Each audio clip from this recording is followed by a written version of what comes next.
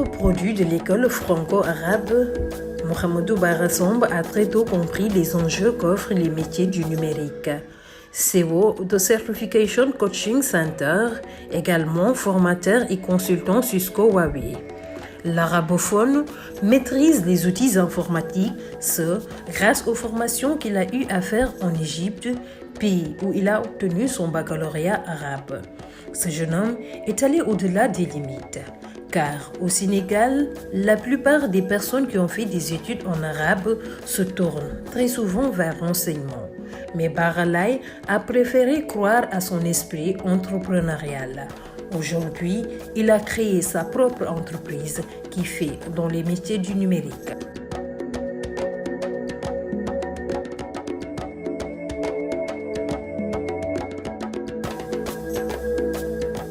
Chers téléspectateurs, bonjour, bienvenue dans ce nouveau numéro de votre émission préférée Audace. Aujourd'hui, nous avons le plaisir de recevoir un jeune homme assez connu dans son milieu, un jeune homme qui a très tôt dépassé les limites qui lui ont été destinées, voire même réservées. Ce jeune homme n'est personne d'autre que Mohamedou Bara Laye, un homme qui a très tôt compris les enjeux de l'informatique. Monsieur Bara, bonjour. Bonjour Aïssatou. Veuillez-vous vous présenter à nos chers téléspectateurs? Alors, c'est Mohamedou Bara Samb, je suis un consultant et formateur en réseau informatique. Et je suis aussi le fondateur et le CEO du cabinet Certification Coaching Center. Mohamedou Bara Laye Samb, pouvez-nous parler de vous exactement, mais en retraçant votre parcours académique? Très bien. Alors moi, je me définis comme étant produit de l'école arabophone. Donc j'ai commencé à l'âge de 6 ans avec l'école franco-arabe Cheikh Djibril Gaye de Yeumbeul. Donc c'est là-bas où j'ai eu mon BFM avant d'intégrer le seul lycée public autant qui est le lycée Cheikh Fadilou Mbacké. Et après ce passage à Fadilou Mbacké, je suis parti en Égypte pour continuer mes études à l'université Al-Azhar du Caire. Donc je suis diplômé de la faculté de commerce de l'université Al-Azhar du Caire. Maintenant, c'est au Caire que j'ai découvert surtout ce système de formation libre des certifications en informatique. Donc j'ai pu suivre un autre parcours parallèle en informatique pour terminé comme étant formateur accrédité Cisco dans une académie au Caire. Après 2 ans, j'ai intégré le groupe Global Knowledge, qui est l'un des groupes leaders en termes de formation certifiante en informatique. Donc j'ai été à cheval entre le Caire et Dubaï, animant des sessions de formation. Et après ça, je suis rentré au Sénégal en 2011. J'ai continué de travailler comme consultant pour Global Knowledge France et c'est en 2016 que j'ai mis en place Certification Coaching Center. D'accord. Vous êtes le directeur général du centre de certification, de formation en certification. D'où vous est venue exactement cette idée-là? Alors l'idée de Certification Coaching Center, en réalité, c'est une idée qui cadre avec mon parcours en fait. C'est-à-dire, comme je l'ai dit tout à l'heure, j'ai reçu une vraie reconversion en informatique grâce à ce système-là. Et quand je regarde en arrière, je vois que c'est un système qui m'a coûté moins d'argent et moins de temps et moins d'énergie comparé au système classique de formation. Et je ne suis pas un cas isolé parce qu'aujourd'hui, l'un même des meilleurs formateurs qu'on a ici à Certification Coaching Center a fait le même parcours que moi. Il est devenu aussi, autant que moi, l'un des meilleurs formateurs Cisco, je dirais, dans ce pays. Il a gagné plusieurs prix en Égypte en tant que meilleur formateur, pour dire carrément que c'est une grosse opportunité de reconversion.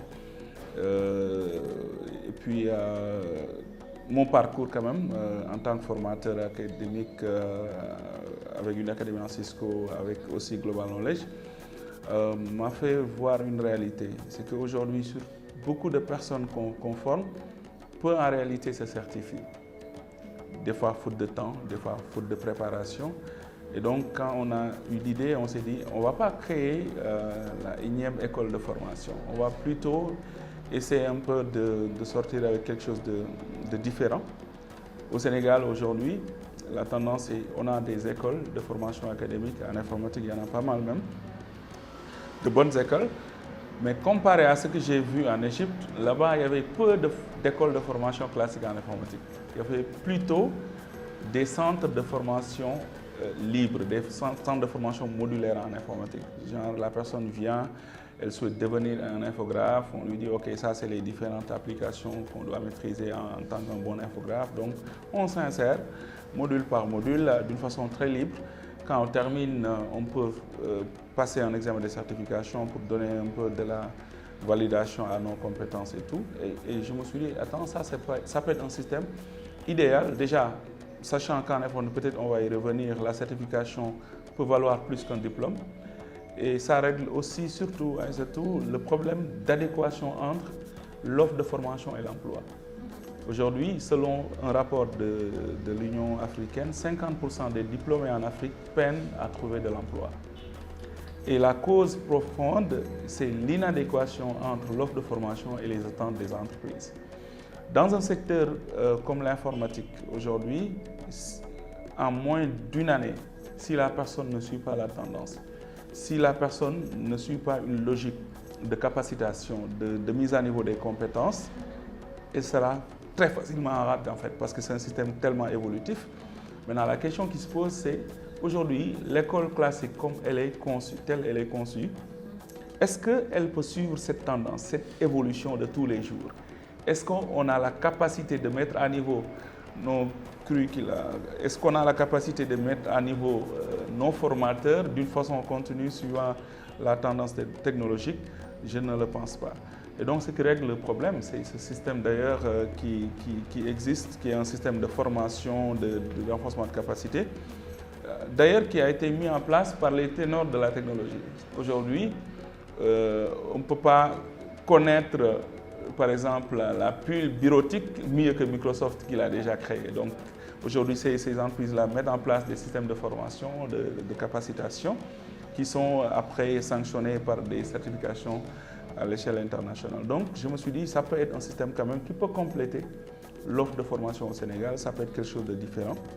Et donc, l'idée, c'était vraiment ça, c'était de démocratiser l'accès à la certification, mais aussi d'offrir des opportunités de reconversion pour ceux qui souhaitent changer de métier. D'accord, vous avez parlé de certification que pas mal de Sénégalais ignorent. Est-ce que vous pouvez nous expliquer réellement ce que ça veut dire? Alors, certification, comme son nom l'indique, c'est quelque chose qui certifie une compétence bien avérée. Aujourd'hui, vous êtes un employeur, vous êtes dans l'obligation, par exemple, ou bien vous avez envie de recruter une ressource, n'est-ce pas, qui doit être compétente sur tel ou tel axe. L'une des manières, c'est de lui demander un diplôme. Est-ce quelle école il a fréquenté? Après, un problème de contenu va se poser. Quel était le contenu auquel il était confronté? Quelles sont les compétences réelles que cette personne peut avoir et tout? Est-ce que les compétences sont en phase avec l'évolution et tout? Et tout ça est réglé par les certifications. L'autre enjeu qui est aussi un enjeu important, c'est l'enjeu de la reconnaissance. Aujourd'hui, on se forme dans une bonne école au Sénégal et tout. On part, disons, dans un pays étranger, un problème de reconnaissance va toujours se poser. Alors aujourd'hui, ce qu'il faut savoir en informatique, c'est que sur beaucoup d'axes, si on prend le développement web, si on prend l'administration des réseaux et systèmes, si on prend même la bureautique, d'accord, pour des personnes qui occupent des positions de secrétaire ou assistant de direction, si on prend le marketing digital aujourd'hui, si on prend pas mal de choses, et je viendrai peut-être après sur les thématiques qui sont tellement nouvelles que nos écoles peinent aujourd'hui à intégrer, on trouve qu'il y a des référentiels internationaux de formation qui existent déjà pour ces contenus-là. Aujourd'hui, par exemple, sur la pile bureautique, il y a carrément un référentiel que Microsoft a mis en place. Il y a un référentiel international, par exemple, du nom de ICDL, International Certificate in Digital Literacy, ou bien le certificat international de culture digitale. En général, quel genre d'entreprise vous exige à avoir ces genres de certification? Aujourd'hui, si on prend par exemple les entreprises informatiques, forcément. Aujourd'hui, par exemple, vous êtes une entreprise qui intervient dans l'implémentation de solutions informatiques. Je viens chez Aïssatou intervenir en tant qu'ingénieur, ce qui va rassurer la personne n'est-ce pas, qui est mon client, c'est que les personnes envoyées puissent valider, en fait, montrer qu'elles ont les compétences avérées. Et la certification règle ce genre de problème. Donc, généralement, tout ce qui est ingénieur réseau, administrateur réseau, ingénieur système, ingénieur en cybersécurité, même aujourd'hui dans d'autres domaines qui ne sont pas forcément de l'informatique, si on prend le domaine par exemple du management de projet. Par exemple, il y a une certification qui est connue par tout le monde, le PMP, le Project Management Professional. Si on prend par exemple le domaine de la qualité, il y a par exemple les certifications ISO que tout le monde connaît, les certifications ISO 27001 par exemple pour la sécurisation du système d'information. Donc ça suit cette logique. Donc toutes ces certifications-là, en réalité, c'est une façon de valider des compétences à jour. Parce que ce qu'il faut surtout savoir, et c'est tout, c'est que le contenu de formation pour les certifications, c'est un contenu évolutif. Généralement, toutes les certifications expirent au bout de 3 ans. Cela veut dire que le détenteur doit obligatoirement refaire. Bon, il se met à niveau de toute façon, que ce soit d'une façon autodidacte ou bien en suivant une autre formation, mais il doit repasser la certification. Voilà, donc, et ça, c'est ça qui va régler le problème d'adéquation dont je parlais tout à l'heure, mais surtout le problème de reconnaissance planétaire. Le slogan du 3C, d'ailleurs, c'est Taking You to a Global Recognition. En français, ça veut dire on vous offre la reconnaissance planétaire. Cela veut dire qu'on vous forme sur une thématique, sur un référentiel international, vous voyagez partout dans le monde, c'est-à-dire les jeunes américains aujourd'hui, formés en Cisco et formés sur le même référentiel qu'on utilise ici à 3C. Que ces genres de formation-là, ceux qui ont fait des études en L, comme on le dit ici au Sénégal, ont la possibilité de le faire parce qu'en général, on dit que ceux qui sont dans les séries scientifiques peuvent s'en sortir. Alors, la différence aujourd'hui, c'est que le numérique est devenu quelque chose d'incontournable. Si je prends l'exemple, par exemple, d'une filière comme le marketing digital. Le marketing digital, déjà, c'est une filière destinée aux personnes normalement qui sont formées en marketing et qui veulent se mettre à niveau. Donc, quel que soit la série que la personne avait faite, hein, que ce soit L, S, importe peu, ça importe peu. Donc, c'est une filière, par exemple, que ces gens-là peuvent faire. Et l'autre élément qui est important, c'est surtout cette capacité de reconversion qu'on trouve dans le numérique. C'est-à-dire, moi qui vous parle, mais attends, moi j'ai eu, je ne dirais pas un bac L, moi j'ai eu un bac arabe. Je suis diplômé de l'université Al-Azhar du Caire. Et je suis devenu un formateur consultant international en réseau informatique. J'ai formé des gars de Free, de Sonatel, de la Banque centrale. Okay, j'ai intervenu au moins dans plus de 10 pays en Afrique. J'ai fait Burundi, j'ai fait, je sais pas, Brazzaville, j'ai fait la Côte d'Ivoire en tant que formateur. Et je suis arabophone de formation. Donc si un arabophone, hein, comme on m'appelle très souvent, si un oustaz peut le faire, je pense que tout le monde pourra aussi le faire. Donc pour dire qu'aujourd'hui, il y a une grosse opportunité de reconversion. Et puis, une reconversion qui ne va pas nous coûter des dizaines d'années en fait. Aujourd'hui, une personne engagée dans un parcours de formation courte durée, je te dis, hein, en moins d'une année, en réalité, avec assiduité, on peut avoir les compétences qu'il faut, mais surtout des compétences qu'on peut monnayer sans pour autant même être recruté quelque part. D'accord. En général, ici au Sénégal surtout, les jeunes arabophones, ceux qui ont fait l'enseignement arabophone, sont très souvent oubliés dans le système. Oui. En général, les débouchés sont l'enseignement. Oui. Et vous, machallah, vous avez quand même su faire votre chemin pour arriver là où vous êtes. Quel est le secret de Bara? Faire l'arabe et ensuite devenir quelqu'un de très connu dans le milieu informatique. Très bien. Bon, déjà, je dirais que dans la petite programmation, il y a quelques années, les pays leaders, c'était l'Inde et l'Égypte. Et moi, j'étais en Égypte, en fait. C'est-à-dire les meilleurs programmeurs informatiques, les meilleurs experts en cybersécurité, on les retrouve aussi là-bas. Aujourd'hui, quand on regarde l'écosystème même informatique au Sénégal, il y a beaucoup d'entreprises marocaines, mais Maroc, c'est un pays arabe. Et il y a des étudiants sénégalais qui sont là-bas. C'est-à-dire aujourd'hui, quelqu'un peut même voilà quoi, donc, être arabophone pur et dur sans pour autant recevoir une reconversion, aller dans ces pays. Et c'est d'ailleurs la raison pour laquelle, pour moi, l'État doit revoir aujourd'hui l'orientation des jeunes, en fait. C'est-à-dire, il ne suffit pas de donner... Moi, j'ai été boursier, hein, c'est-à-dire, on m'avait donné une bourse pour aller en Égypte sur mes études, mais personne ne m'a jamais demandé qu'est-ce que tu fais en termes de formation, pourquoi cette formation. C'est-à-dire, le Sénégal n'a jamais, par exemple, poussé la réflexion à un niveau où on exige même aux jeunes, ou à la limite, on les pousse, on les incite à choisir certaines filières qui sont pourtant disponibles, quoi, mais les gens, des fois, peu de connaissances et tout. Donc, c'est vrai que moi, j'ai été dans une série littéraire en Égypte avant d'avoir mon bac arabe et ensuite intégré la faculté de commerce qui n'a rien à voir avec l'informatique. Mais dès le départ, hein, quand j'ai mis mes pieds en Égypte, moi, j'avais l'ambition de revenir au Sénégal et de ne pas être un prof d'arabe. J'ai rien contre être un prof d'arabe. C'est une fierté quand même qu'on m'appelle ça, parce que moi, ma référence, peut-être on va y revenir, sa fierté était d'être appelé au stage, quoi. Mais j'avais un autre choix, en fait. Je voulais devenir autre chose. Ce n'était pas forcément l'informatique. Vous vouliez dépasser les limites. Exactement, quoi. Aller, en tout cas, voilà, quoi. Donc, aller au-delà des limites. Donc, en Égypte, j'ai eu l'opportunité parce que là-bas, on avait un campus qui avait au moins 92 nationalités. Donc, il y avait des anglophones, il y avait des francophones, il y avait toutes les compétences, en fait. Donc, c'est là-bas, entre étudiants, que j'ai été initié en informatique. C'était ma toute première année. Je suis parti en Égypte, c'était en octobre 2001. 2 mois après, j'avais déjà commencé mon tout premier cours en DOS, ou Disk Operating System. Et donc, c'est comme ça que j'ai été initié. Et en 2006, j'ai eu ma toute première certification.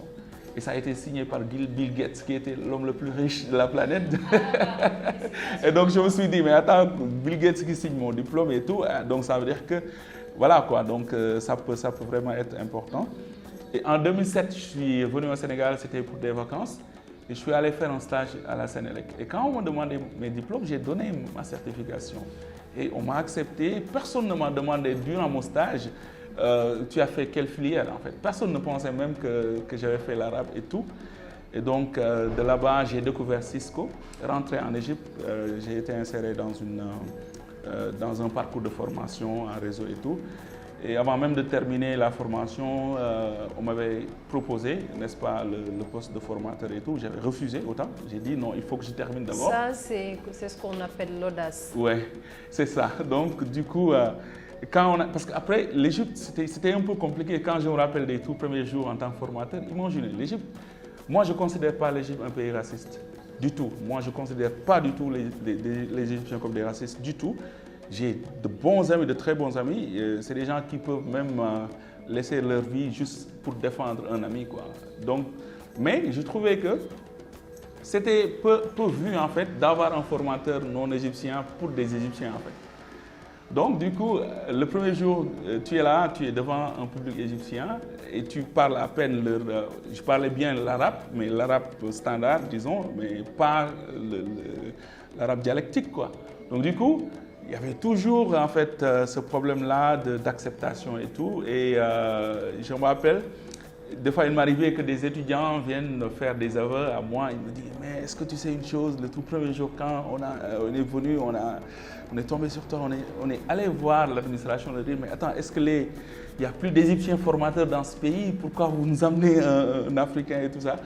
Donc, comme s'ils ne sont pas des Africains. Oui, c'est ça, quoi. Donc, du coup, bon, c'était des moments d'incompréhension et tout. Mais moi, j'en profitais. Surtout, mon premier cours, c'était toujours un show, en fait. J'allais toujours au-delà de ce que je donne en termes d'information pour montrer que je peux être compétent. Mais ce qui s'est passé aujourd'hui, c'est que même après mon départ d'Égypte, on continuait de vendre des formations à mon nom, en fait. Parce que c'est pas pour rien qu'on parle de téléphone arabe, en fait. Ça part vite, en fait. Quand tu es bon, tu es bon, quoi. Ils t'acceptent d'une façon vraiment ouverte. Et le même parcours que j'ai eu dans cette académie-là, Mansour, qui est mon meilleur ami aussi, l'a eu et avec le même succès, en fait. Donc, du coup, c'était là-bas le départ. Et l'une des personnes quand même qui m'a beaucoup inspiré dans ce parcours-là en tant que formateur réseau, c'est un formateur égyptien du nom de Baha. J'ai jamais vu dans ma vie une personne aussi généreuse en fait. C'est-à-dire, tu tombes sur un étudiant étranger, n'est-ce pas? Tu décèles en lui peut-être un certain talent entre guillemets, et tu lui proposes de devenir formateur dans ton école.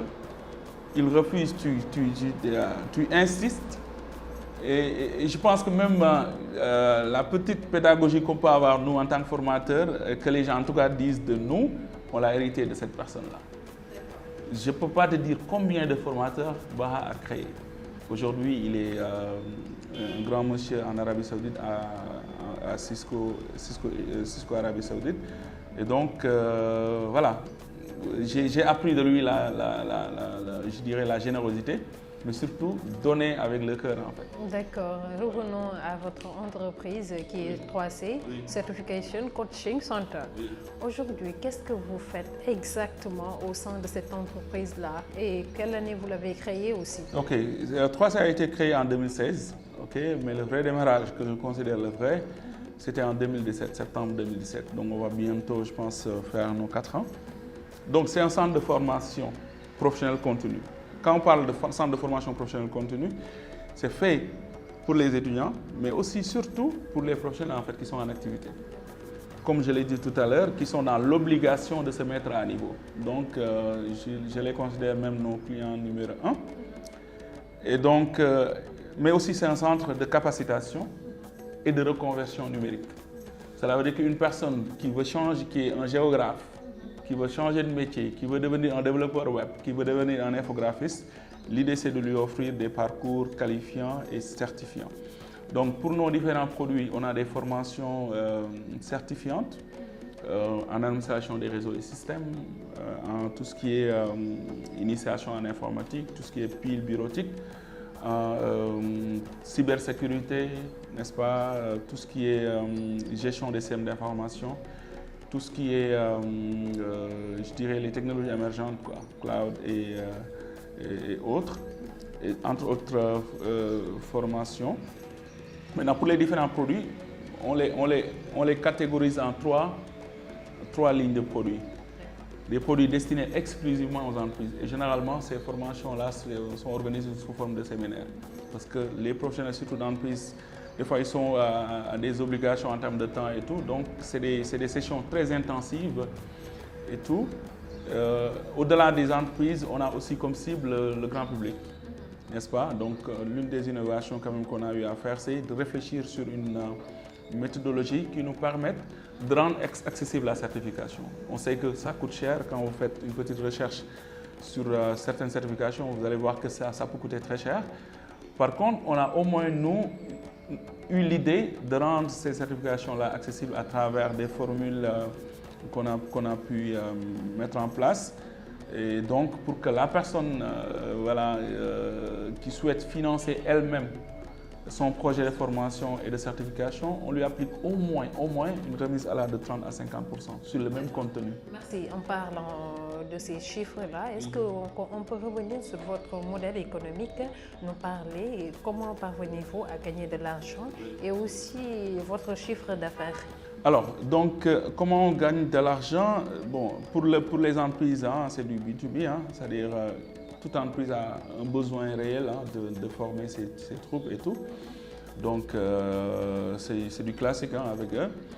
Pour les particuliers, par exemple, c'est aussi des personnes qui financent elles-mêmes leur projet de formation, mais avec des modalités de paiement un peu allégées. Surtout avec les entreprises, vous avez dit un partenariat gagnant-gagnant. Oui. Aujourd'hui, comment ça se passe ce partenariat?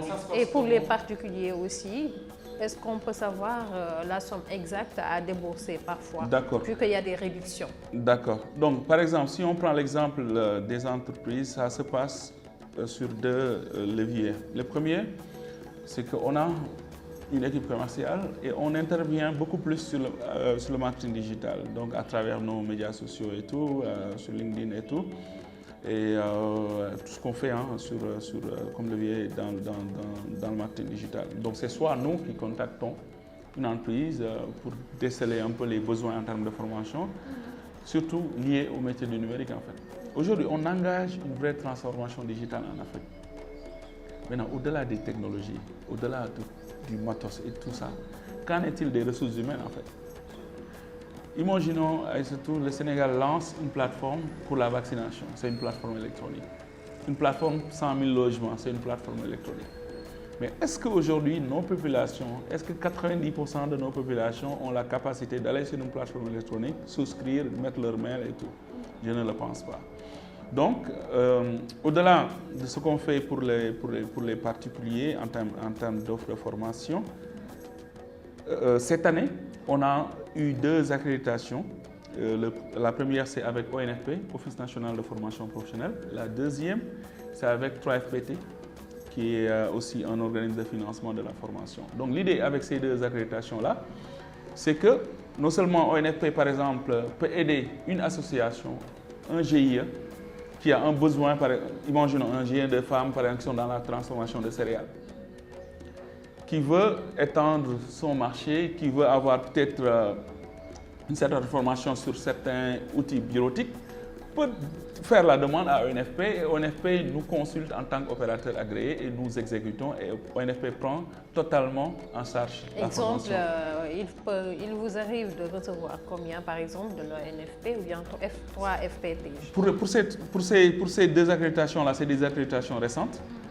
On a engagé 2 projets, par exemple pour ONFP, on a engagé un projet qui va être axé sur l'audit et la mise à niveau des compétences digitales des agents de l'administration. Et le coût? En fait, ça doit concerner la formation de 1000 agents, d'accord, 1000 agents de l'administration pour la phase pilote que 3C va exécuter d'une façon totale. Et pour le passage en échelle, normalement, il y aura d'autres cabinets qui vont être dans le projet et tout. Pour 3FPT, on n'a pas encore... l'accréditation a été notifiée il y a 2 semaines. Et actuellement, on est en train de travailler sur ce qu'on appelle des certificats professionnels de spécialité. Ça va être des formations de 3 à 6 mois, axées sur des thématiques bien précises, touchant le développement web, le marketing digital, n'est-ce pas, la création de contenu et tout ça. Donc, avec au moins l'accréditation 3FPT, les particuliers pourront être soutenus à hauteur de 90%. Quoi. Bon, la somme, par exemple. La somme, ça dépend réellement du contenu. C'est-à-dire aujourd'hui, je donne un exemple. C'est-à-dire aujourd'hui, par exemple, sur un programme, le programme ICDL, qui est le programme d'initiation en informatique. C'est un programme dans lequel on retrouve au moins 14 modules de formation et c'est des modules certifiants. Si je prends l'exemple, quelqu'un qui veut se faire former sur Excel, c'est une formation de 20 heures. La formation de 20 heures peut coûter 90 000 francs, les frais de certification inclus. D'accord? Pour chaque personne. Pour chaque personne, d'accord? Et si c'est à peu près 1000 personnes? Non, ça concerne non, pas... Non, au fait, je donne juste un exemple. C'est 90 000 par personne. Les 1000 personnes, ça fait, je ne sais pas, mais ça, c'est le prix. Ça, ou bien 90 millions? Oui, en fait, ça va être 90 millions naturellement. Maintenant, ça va être le prix pour un particulier. On ne va pas vendre avec ce même prix-là à une entreprise, en fait. Ça va être moins cher que pour les particuliers? Pour les entreprises, pour les particuliers, on applique au moins une remise de 30 à 50%. Et pour les entreprises? Voilà, c'est-à-dire si le prix était 200 000, le particulier peut payer 100 000. D'accord, mais l'entreprise qui a les moyens de financer les trucs, elle paye. Voyons, donc, et maintenant, l'idée, c'est au-delà de cet effort-là de rendre accessible la certification, c'est d'aller trouver des partenaires financiers qui peuvent toujours prendre en charge une partie. Au-delà de l'accréditation avec ONFP et 3FPT, 3C a l'objectif aujourd'hui de nouer des partenariats avec carrément des partenaires financiers à l'image des banques, qui peuvent au moins aider les professionnels à étaler mieux leur paiement. Genre, vous avez 500 000 à débourser, on vous aide à travers un partenariat avec une banque, par exemple, d'étaler sur 12 mois ou même plus. C'est comme quand on prend un prêt pour acheter, je sais pas... Donc, on peut dire la certification fait vivre son nom. Ça peut faire vivre son nom, bien sûr, parce que c'est un contenu déjà qui peut adresser un public très large. Et si le modèle est bien réfléchi et que si les moyens suivent, ça demande quand même beaucoup d'investissement. Parce qu'aujourd'hui, ce qu'il faut dire aussi, pour avoir par exemple une accréditation pour dérouler une formation et pouvoir certifier les gens, l'investissement peut être aussi des millions. D'accord. Quand vous mettiez en place ce centre-là, vous avez démarré avec combien à peu près? Bon, je ne me souviens pas trop du montant avec lequel j'ai démarré, mais je dirais que j'ai démarré avec peu de moyens en fait, parce qu'autant j'étais formateur, consultant et tout, mais c'était avec peu de moyens. On a roulé pendant 1-2 ans, on n'a jamais rempli nos salles. J'ai déroulé des formations avec une seule personne, où la formation n'était pas du tout rentable en fait. Voyons, surtout quand à mes débuts où il y avait peu d'expérience et tout, je me souviens par exemple, j'avais une sœur, une cousine en fait qui gérait un cabinet comptable. Mon tout premier cours que j'avais monté, autant j'étais à Westfoire, je lui dis, attends, j'ai monté la toute première formation, j'ai au moins 5 personnes confirmées. Elle me dit, 5 personnes confirmées. Combien ont payé? Je lui dis, mais personne, mais elles sont confirmées ces personnes-là. Elle me dit, attends le jour de la formation. Le jour de la formation, je me retrouve avec une seule personne qui se présente. On a aussi ce problème-là au Sénégal et tout. Donc les gens, ils peuvent te dire, on est intéressé, ils peuvent même vous donner la parole, hein, qu'on va démarrer et tout. Donc on a toujours ce problème des fois de remplissage et tout. Mais l'idée, c'est qu'aujourd'hui, tout business suit sa logique en fait. Moi, en mettant en place le cabinet, je me disais, je ne vais même pas essayer de vivre du cabinet. Jusque-là, 3C ne me fait pas vivre en fait. J'essaie de compter mes consultances par-ci par-là pour au moins me prendre en charge parce que la boîte, pour que par exemple, pour qu'on puisse arriver, n'est-ce pas, à l'ambition à laquelle on aspire, parce que nous, on est là pour être le challenger de la formation professionnelle au Sénégal. D'accord, vous aviez dit que vous aviez démarré avec une seule personne. Aujourd'hui, vous êtes en train de former combien de personnes? C'est-à-dire, on a dépassé le seuil de 500 personnes quand même entre celles qu'on a formées et celles quand même qui viennent pour passer les examens de certification, parce qu'il faut aussi le préciser, sans pour autant être formé à 3C, on a la possibilité de venir pour passer son examen de certification. C'est-à-dire aussi, ça c'est une information à nos téléspectateurs, c'est qu'aujourd'hui, si on a aussi une bonne motivation, il y a des contenus de formation gratuits sur le net et disponibles, qu'une personne peut exploiter d'une façon autodidacte, se faire former et venir chez nous juste pour passer son examen de certification. Donc pour dire que aussi tout n'est pas payant et tout, nous aussi notre mission c'est pas seulement de se faire de l'argent, mais c'est aussi de pousser cette logique en fait et cette culture de la certification et de la formation d'une manière générale. Et d'ailleurs par exemple sur le programme intitulé ICDL dont j'ai parlé tout à l'heure, on a l'ambition de mettre en place un projet appelé Inclusion numérique en fait. Inclusion numérique, ça va être carrément un programme d'alphabétisation numérique. Aujourd'hui, une personne en 2021 qui ne sait pas faire 5 choses est considérée illettrée numériquement. Toute personne doit être en mesure de créer un contenu digital. Ça, c'est la première chose. La deuxième chose, elle doit être en mesure de pouvoir communiquer ce contenu-là d'une façon collaborative. Genre, il y a une équipe avec qui je collabore. Covid-19 a montré que les gens n'ont pas l'obligation de se déplacer pour travailler. Donc, avoir la capacité d'utiliser les moyens de collaboration, de communication en ligne. La troisième chose, c'est de pouvoir faire ça avec sécurité. Quand on regarde les dérives sur le web, quand on regarde les personnes qui ont eu leur vie carrément basculée, chamboulée à cause d'une erreur qu'ils ont commise sur le web, là, on se rend compte qu'on doit vraiment initier les gens à la cybersécurité. Donc, la troisième chose, c'est l'aspect sécurité. La quatrième chose, c'est de pouvoir résoudre ces problèmes élémentaires. J'envoie un mail, le mail ne passe pas. Je dois être en mesure de savoir au moins pourquoi le mail ne passe pas.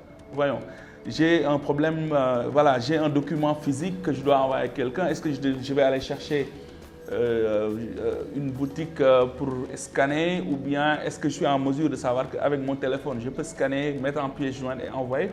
Tout le monde doit être en mesure de faire ça. Et le cinquième axe, c'est quoi? C'est de pouvoir faire la veille informationnelle sur son métier. Aujourd'hui, vous êtes menuisier, mais attends, avec le web, vous serez en mesure d'aller par exemple sur Pinterest, voir des modèles, aller sur YouTube, voir des modèles et de pouvoir aller au-delà de ce que vous faites d'une façon traditionnelle. Et là, c'est plus de marché. Et je n'ai pas encore même parlé de comment on peut utiliser le web pour communiquer, pour vendre, pour trouver d'autres partenaires. Vous avez parlé de ce qu'on appelle la cybersécurité, n'est-ce pas? Est-ce que vous avez eu à travailler avec l'État du Sénégal sur ça ou bien une agence de l'État?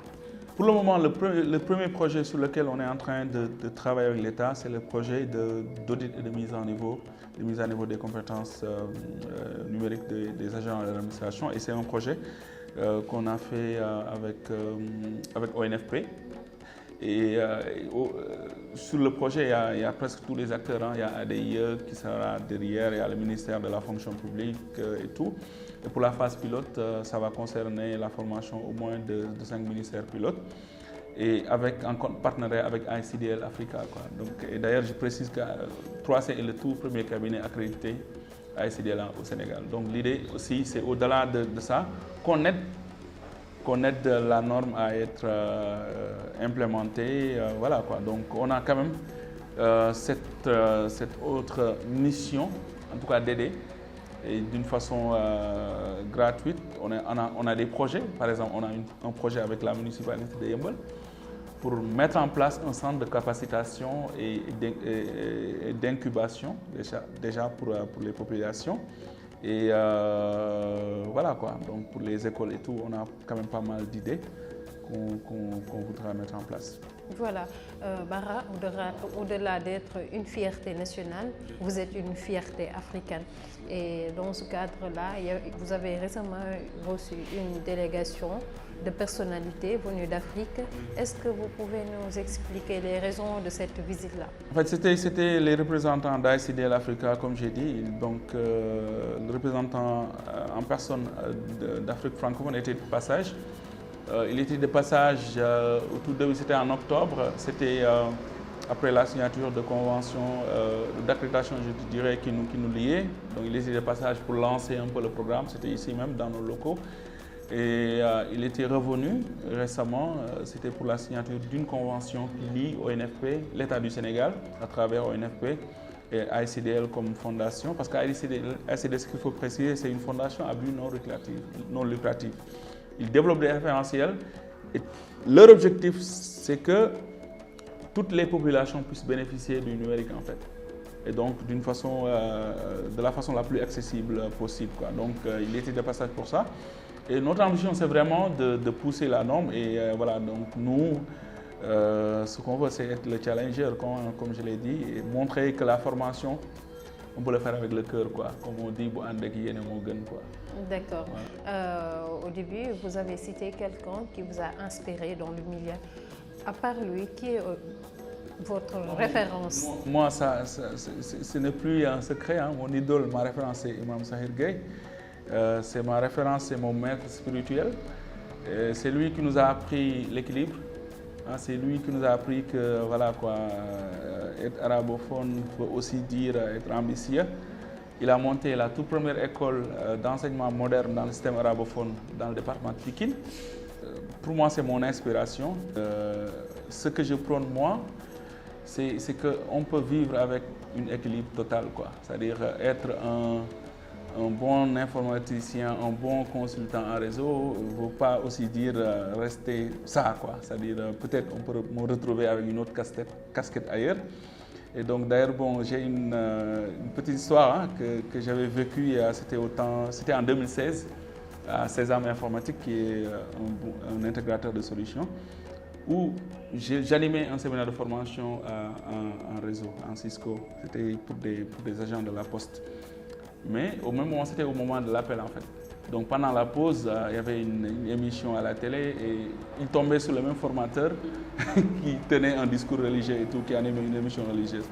Donc pour dire qu'aujourd'hui, peut-être ceux qui ne me connaissent pas trop de cette casquette-là seront peut-être des fois surpris que je puisse même m'exprimer en français et tout, et vice-versa. Donc pour moi, c'est ça en réalité. On peut être totalement moderne, hein, mais foncièrement aussi spirituel. C'est ça, moi, ce que je prône.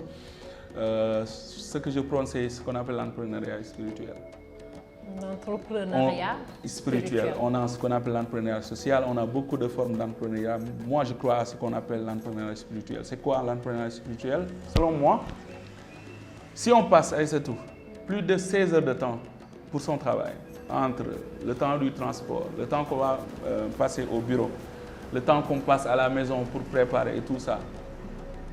Si on sort ça de notre journée, après on sort 8 heures de sommeil, qu'est-ce qui nous reste? Absolument rien. Absolument rien. Alors si on veut être en phase avec notre Créateur, mériter le paradis, bon, personne ne mérite le paradis, mais espérer avoir le paradis à travers nos actions. Si on l'espère au-delà de ce qu'on fait comme travail, est-ce que c'est logique même? Pour moi, à travers notre métier, à travers notre activité professionnelle, on peut aussi, par exemple, faire du bien. Donc, j'ai toujours l'habitude de dire à mes collaborateurs, avec 3C, je souhaite devenir un milliardaire, mais avec 3C, je souhaite aussi entrer au paradis. Voilà quoi. Donc, c'est ça un peu, moi, ma façon de voir les choses. On peut vraiment être très compétitif, hein, parce qu'aujourd'hui, être un entrepreneur spirituel, c'est avoir Dieu à ses côtés, hein, l'avoir comme associé en fait. Donc quand on signe des conventions, on pense à lui. Quand on forme des gens qui sont devant nous, hein, on pense à lui. C'est-à-dire on forme avec le cœur, sachant que cette personne-là, non seulement, c'est vrai que peut-être elle a payé pour faire la formation, mais si je peux l'inspirer, si je peux l'aider, je ne fais pas seulement une action de formation, mais c'est aussi une action de générosité que je suis en train d'exécuter et dont peut-être l'objectif ultime, c'est que Dieu soit content de moi. D'accord. Bara, les perspectives? Les perspectives, c'est que 3C soit présent dans toutes les régions du Sénégal. Actuellement, il y a une convention qui nous lie avec le CA mythique de l'Université Gaston Berger, d'ailleurs qui va concerner même le développement de contenu qui vont aller dans un public quand même assez oublié pour le moment par rapport à l'informatique. Amal School, c'est un projet pour les jeunes arabophones. J'en suis un qui a reçu une reconversion. Je dois quand même rendre la monnaie. Donc le projet Amal, c'est pour eux. Donc le projet Inclusion numérique, j'en ai parlé tout à l'heure. Et au-delà de ça, après, voilà quoi, voir la sous-région. Parce que le même problème de capacitation qu'on trouve au Sénégal, c'est le même problème partout en Afrique en fait. Donc l'idée c'est que 3C puisse aller au-delà des limites et de montrer que voilà, un système de formation est là, qui peut coûter moins d'argent et moins de temps et qui peut garantir un meilleur résultat en fait pour les bénéficiaires. D'accord. Quel conseil donnez-vous à la jeunesse africaine qui actuellement, la plupart, ont peur d'investir ou bien voire même d'entreprendre? Alors c'est d'essayer et puis de se dire que si Diouf disait que la meilleure invention de la vie c'est la mort. C'est-à-dire si on sait qu'on peut tomber d'être à n'importe quel moment, on saura qu'on n'a rien à perdre en fait. C'est-à-dire on n'a rien à perdre à essayer. Et puis avoir l'audace, hein? Je pense que c'est l'intitulé de l'émission. Je pense que c'est le secret. Je le disais d'ailleurs à un ami, je lui disais, dans l'entrepreneuriat, moi ce que je trouve le plus important, c'est même pas la technicité en fait. C'est-à-dire, oui, la compétence elle est importante, mais pour moi, ce qui est le plus important pour un entrepreneur, c'est d'être audacieux en fait. Audacieux, avoir l'audace d'oser, avoir l'audace d'entendre que les gens nous disent que ça peut ne pas marcher et tout, mais surtout de taire la voix intérieure qui nous parle en fait tous les jours. Moi, c'est-à-dire aujourd'hui, il n'y a pas plus tard que, je ne sais pas quoi, 3 mois, je traversais une période assez difficile avec la Covid et tout, quand même c'était un peu difficile. On a passé des moments très difficiles, c'est-à-dire il m'est arrivé de venir au bureau, voilà quoi, et fermer le bureau, aller à la plage juste pour un peu, voilà, sortir un peu du cadre, un peu, pour déstresser, pour dire que c'est pas facile, ok, c'est un challenge de tous les jours. Et si on s'attend à une facilité, il ne faut pas entreprendre parce que c'est toute une mer de problèmes à gérer. Maintenant, ce qu'il faut juste savoir, et je pense que c'est important qu'on le sache, c'est que dans la vie, quelle que soit la position qu'on occupe, on a des problèmes. C'est bon? Si on est un employé, on a les problèmes des employés. Si on est un employeur, on aura les problèmes des employeurs. Donc l'idée, c'est de choisir les types de problèmes qu'on veut gérer. Donc l'autre, Kiyosaki, disait, si tu veux gérer des problèmes de 1000 francs, gère les problèmes de 1000 francs. Si tu veux avoir des problèmes de gérer des milliards, il faut aussi opter pour ça. Moi, j'opte pour avoir des problèmes de milliards à gérer, quoi. Ça, c'est super. Alors, votre mot de la fin? Bon, c'est de vous remercier d'abord déjà pour l'émission, pour l'intitulé, pour la vision derrière l'émission et tout, pour tout ce que vous faites et pour votre personne aussi. Donc, on vous suit depuis très longtemps et on voit ce que vous faites. Donc, on vous encourage dans ce que vous faites et allez-y, donc encouragez les jeunes. Au moins, dites-leur que, voilà quoi, ceux qui entreprennent, dites-leur qu'ils ont fait un bon choix, dites-leur bravo, poussez. Et je pense que vous avez beaucoup de choses à faire concernant la conscientisation des jeunes et en tout cas tout ce qui tourne autour de leur sensibilisation. Chers téléspectateurs et internautes, voilà ce qui met fin à ce numéro enregistré avec Mohamedou Bara Laye-Samb, responsable du centre de formation sur les métiers du numérique, plus connu sous le nom de 3C. J'espère que vous avez bien appris à travers ses expériences, mais surtout à travers son esprit d'entrepreneurial. Ainsi se referme votre émission préférée, Audace. Nous vous donnons rendez-vous pour un nouveau numéro la semaine prochaine, Inch'Allah.